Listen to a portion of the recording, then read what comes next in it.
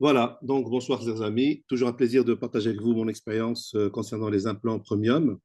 Et là, je vais parler de quelques trucs et astuces pour poser ces implants et je vais parler plus précisément de l'implant trifocal torique. Alors, tout le monde est d'accord quand on parle de la chirurgie de la cataracte et la chirurgie réfractive du cristallin. Il faut bien différencier les autres, les deux. Et on parle bien sûr dans ce contexte de chirurgie réfractive du cristallin, mais on peut aussi le proposer à des patients qui ont une cataracte. Alors,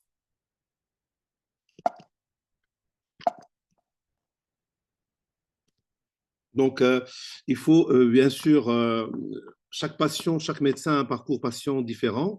Donc, il faut s'adapter au parcours patient pour chaque médecin. Et là, c'est le parcours classique. Quand on a beaucoup de constatation réfractive, on passe par un orthoptiste. Mais sinon, on peut directement faire les choses plus simples. Et c'est pour ça qu'il y a une constatation simple. Pour l'ophtalmo qui est chez lui au cabinet, il n'a qu'un réfractokérato. Donc, il peut faire le réfractokérato et quand le K1, K2 sont différents, il peut proposer, parler d'implant torique et ensuite envoyer le patient pour faire un bilan à la clinique pour voir si c'est un bon implant. C'est un bon cas. Sinon, la notion de conception spécialisée réfractive, j'ai commencé il y a quelques années, c'est merveilleux parce que ça permet de fractionner les choses et que l'orthoptiste fasse le premier interrogatoire fasse l'examen premier, la topographie et le rétino, et il va donner une information orientée sur la chirurgie réfractive. Puis après, c'est l'ophtalmologue qui va refaire l'interrogatoire, examiner le patient et proposer des solutions. Alors, bien sûr, quand on fait comme ça, c'est l'astuce, c'est que le patient est déjà sensibilisé à une constatation réfractive et avant d'aller arriver au médecin, il est déjà sensibilisé. Et ensuite, au niveau du standard et au niveau de l'accueil déjà, et au niveau de l'orthoptiste, il va passer le temps qu'il faut pour lui expliquer, parce que c'est très chronophage, la chirurgie réfractive de manière générale. Donc, l'orthoptiste va orienter le patient et quand le patient, il va évaluer le besoin et même ne sait pas passer les choses. Alors, une fois que le patient est chez l'ophtalmologue, il faut vérifier l'acuité visuelle, il faut faire une bonne lecture de la topographie et de la rétino, bien parler au patient, voir ses demandes, bien analyser la situation et ensuite définir le besoin, la dominance de l'œil, le cas échéant, expliquer le principe de monovision pour le patient presbyte et ensuite choisir entre laser ou implant, effectivement, en matière de laser ou pas. Donc, si c'est un laser, on envoie le patient au centre laser pour faire le bilan. Et si c'est un implant, ben, on procède au calcul de l'implant premium d'une manière générale et avec une bonne microscopie spéculaire et le reste et le variant. Donc, l'astuce, les impératifs pour le médecin, c'est de bien examiner le patient. Primordial. La sélection des patients est très importante. Et quand on pose une bonne indication, on a de bons résultats. Et il faut être convaincu, évidemment, pour convaincre le patient. On peut pas, si on n'est pas convaincu, on ne va pas le convaincre. Et on va l'aider à prendre sa décision et on va la prendre ensemble. Et bien sûr, il faut avoir confiance à l'implant que nous utilisons, commencer par utiliser les implants qu'on connaît le plus, et puis après, on va s'orienter vers on va préférer un implant ou un autre. Donc, il faut croire aux dernières technologies qui sont toujours meilleures, et on est sûr avec ça d'avoir un bon résultat pour le patient. Donc, examiner le patient, bien sûr, examiner le déficit visuel, l'activité de la vie quotidienne tous les jours, sa santé physique générale, comment il va, hypertendu, diabétique, etc. Et l'état psychologique. Et bien sûr, il y a des formulaires à remplir, mais en général, c'est ça. Il faut faire le tour et à partir de là, on a des critères d'exclusion. Pour les implants multifocaux et trifocaux, vous avez tous vu, il y a des halos sur l'implant et ces halos peuvent donner des cercles au niveau de l'implant. Ils peuvent donner des halos pour les conducteurs de nuit. Donc, éliminer les conducteurs de nuit, demander au patient s'il prend la route, un long chemin pour rentrer chez lui, s'il prend souvent le volant, etc. Il y a des critères anatomiques, le formiope, évidemment, ce n'est pas une bonne indication pour l'implant parce qu'il risque d'être décentré. Et puis les cornées pathologiques, quand on a des cornées, des sécheresses importantes, dystrophiques. Et bien sûr, quand on a des pathologies maculaires ou des yeux à risque de haute pathologie maculaire, comme un diabétique par exemple, avec un œdème maculaire. Et enfin, le critère psychologique, je vous conseille d'éviter ces implants pour les patients revendicateurs et les patients trop exigeants.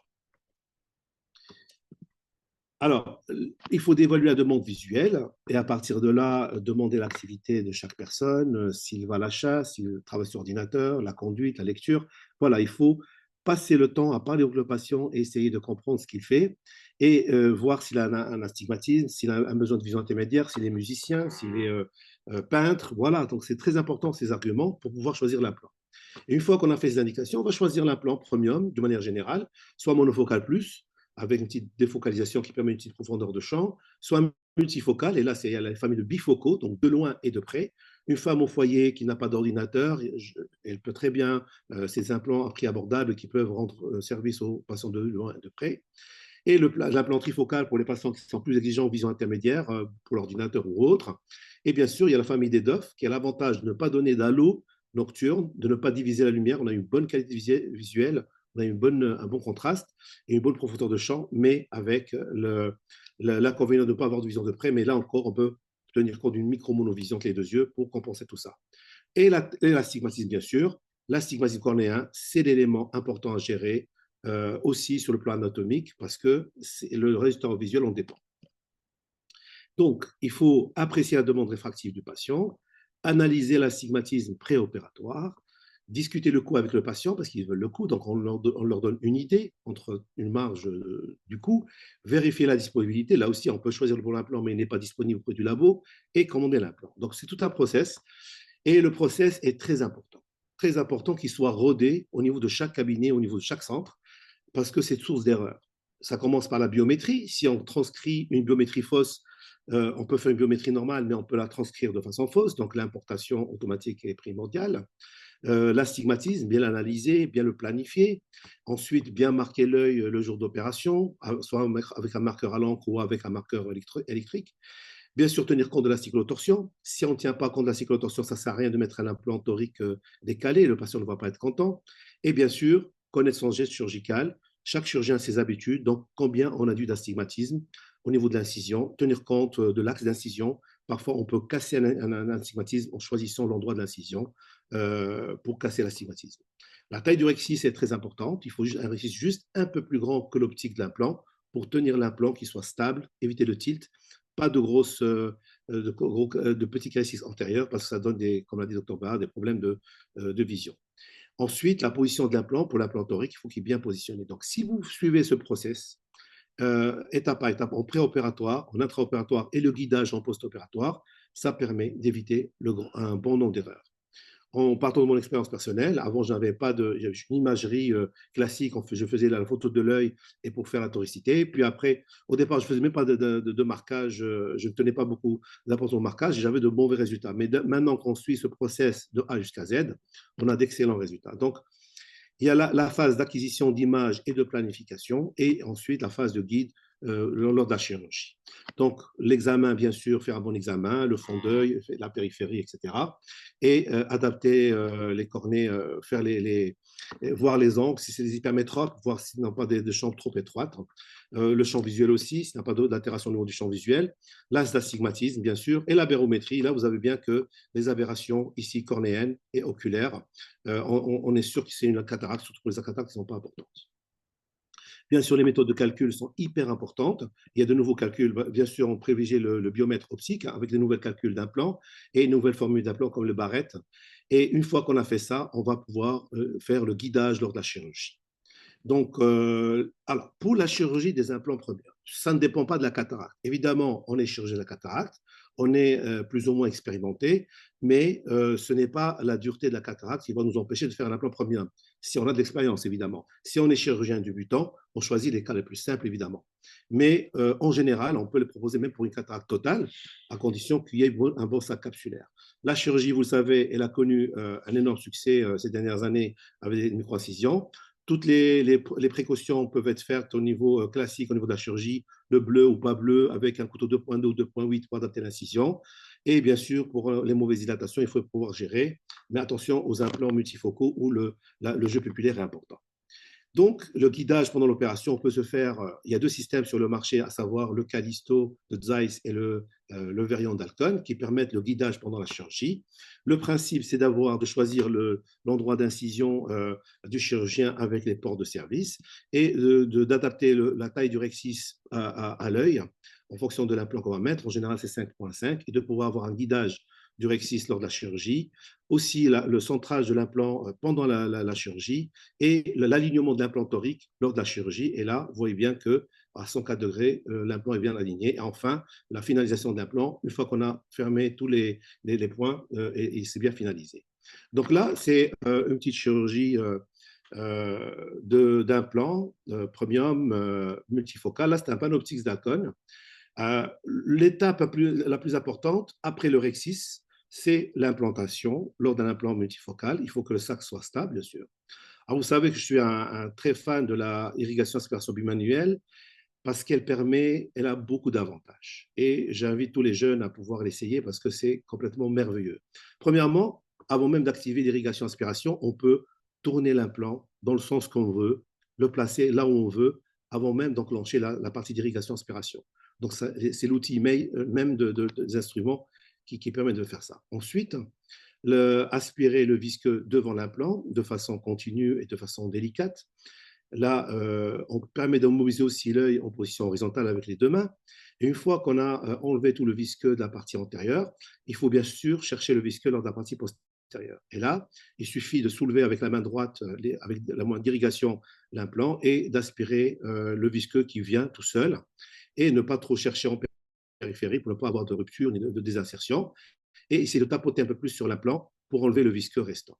En général, le visqueux est totalement enlevé ou presque pas. Et là, comme vous voyez ici, là, on peut toujours y aller par voie antérieure avec la partie irrigation. On peut enlever le visqueux de façon délicate derrière l'implant en créant une irrigation continue et positionner l'implant comme il faut dans l'œil. Donc là, vous voyez bien que ça présente un certain nombre d'atouts et l'implant est en place comme vous voyez ici. Une deuxième vidéo ici, c'est l'implant trifocal torique du Physiol. Et là, personnellement, donc là encore, c'est un implant qui se déploie un peu plus vite que l'implant Alcon, qui a un design un peu différent, mais le principe est le même. Donc là, il y a le Variant qui met un axe à 166 degrés. Donc, de la même manière, avec la main gauche, on place l'implant délicatement dans le sac capsulaire. Et puis, avec des mouvements horizontaux dans le plan horizontal, on fait tourner l'implant. Je reconnais que cet implant est plus difficile à bouger. Il est beaucoup plus stable que les autres implants dans le sac. Mais avec les deux mains, on peut le manipuler de façon délicate avec un œil, un globe complètement rempli par le visqueux. Et une fois qu'on est au niveau de l'angle, ou presque au niveau de l'angle désiré, là, c'est 160 degrés, on commence à enlever le visqueux devant l'implant de façon délicate. Il faut toujours avoir le dessus et avoir gardé son calme lors d'une chirurgie premium parce que c'est vrai que c'est plus exigeant, mais ça donne de bons résultats. Donc là, on enlève le visqueux derrière l'implant, comme vous voyez, et le geste est fini. Et on finit par aligner l'implant en fin d'intervention et surtout s'assurer que l'implant reste en place après l'hydrosuture. Voilà, on a un implant à 166 degrés.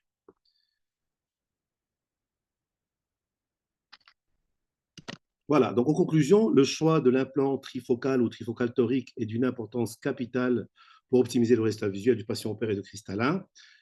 Ça donne de très bons résultats, il donne une vision intermédiaire de près et de loin. Il est quand même impératif de bien poser l'indication pour chaque patient. Il faut, pour ce genre d'implant, éliminer les patients à risque d'insatisfaction comme les conducteurs de nuit, les formes myopes, les patients exigeants et revendicateurs.